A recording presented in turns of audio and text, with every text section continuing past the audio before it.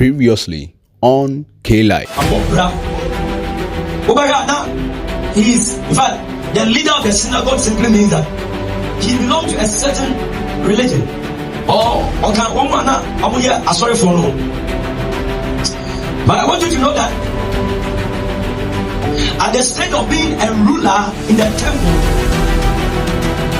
it means he's a man of authority.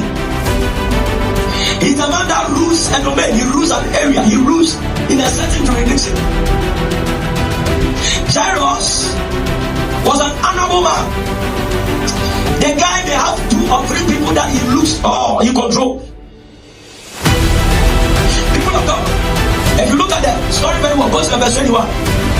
But the same story is found in Matthew chapter 9 and Luke chapter 8 verse 40. But in fact, if you want to know more about Jesus' story, read the book of Mark. Mark, I said that so the account in Matthew will not give you details like the account in Mark. I said, when Jesus had again crossed over by boat to the other side, a large crowd gathered around him whilst he was by the lake. Verse 22. I said, then one of the synagogue, the other version in Matthew, go to Matthew chapter 9. I said, they told him that the ruler of the synagogue is coming.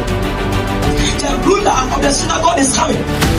People of God, believe and talk very very sure. And you told me what you show before. I'm driving at something tonight. I said, and they followed him. So did his disciples. People of God, Jairus was not an ordinary man. Jairus was not somebody who is poor. But no matter how powerful or no honor he had, something moved him to go and look for Jesus Christ. Now what moved him? His only child, the daughter, was there. In fact, at the point when he was going to Jesus, the daughter was not there.